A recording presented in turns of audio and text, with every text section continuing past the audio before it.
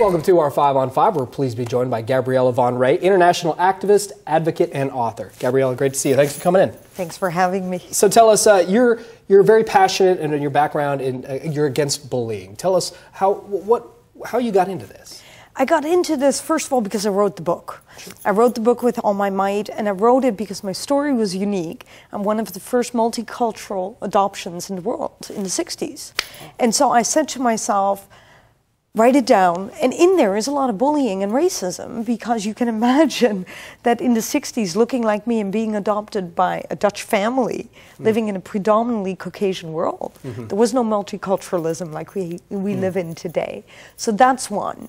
I wrote it down, and then people started picking it up and saying, wow, this is about bullying, and it all kind of timed in.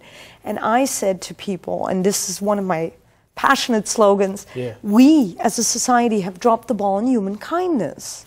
And what I mean by that is, if we're not kind, what can we teach these young kids? We can punish, but punishment is not enough. And I am so saddened by the death. There's one suicide after another. Yeah, it's horrible. So there is a 3-step way to deal with the issue. Is that right? Yes. Tell us, share with us. Okay, the first step is really what I call become an active witness. I use that word because bystander is what we are, all of us. But an active witness is someone that says, okay, I know a bully, I know a victim, I'm going to do something about it, because they can't. If they could, then we wouldn't have the problem. But they can't talk for themselves. So parents, educators, friends, we need to step it up. The media, all of us need to step it up and not let it happen. That's one.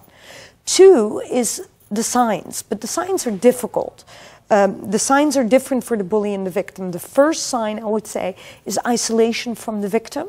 It isolates, it doesn't want to go to school, doesn't want to go to clubs, is retreating from their friends. Trying to avoid it, sure. But the bully has signs too. I think it starts acting out a lot more at home, and anger issues and all that kind of stuff.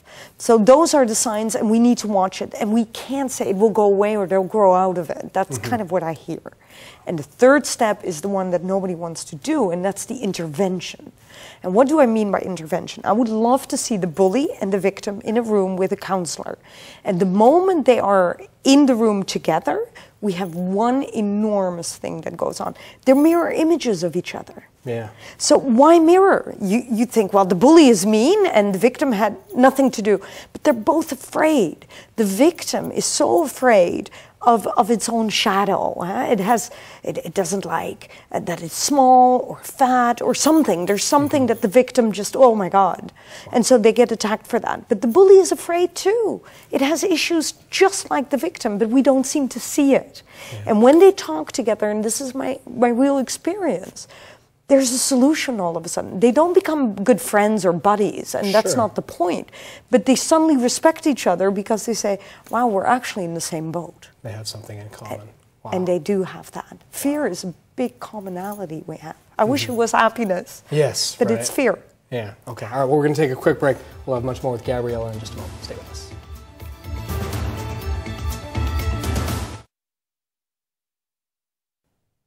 Welcome back to our 5 on 5. Again, we're here with Gabriella Von Ray, international activist, advocate, and author. What percentage of kids would you say are bullied, Gabriella? 85% of the hands go up. Wow. Huge, huh? It's incredible. It is. It's honestly, it's an epidemic, this bullying. Is it growing over time? I think it grows more and more, but what grows is the suicide rates. And so badly that they've come up with a new name called bullycide. So to me, that's already terrible.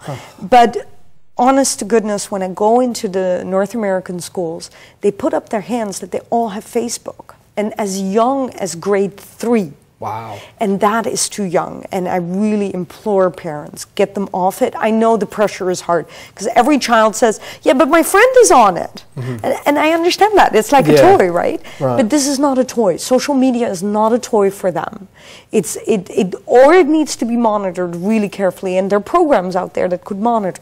That's already one. And 2, I hear that more and more, and again, this is for educators, it's the bullying goes on in those little nooks and crannies of the school that have no monitoring system, bathrooms. But you don't want, I have children come up to me and say, I don't dare to go to the washroom all day.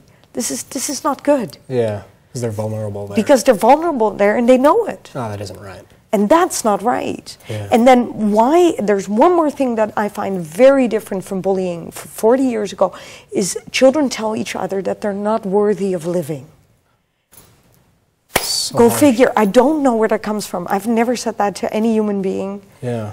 We all live here and share this planet. Yeah. So we need to teach that to children. We really need to set the example. And we parents, and I say myself too, I've come home and had a rough day and said things that I shouldn't have said, knowing that my daughter might have overheard. But this is how it starts.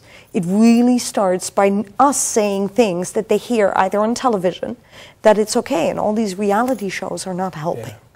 Wow, I wish we had more time. Gabriella, thank you so much for Thank stopping you. by. I appreciate it. Stay with us. We'll be right back.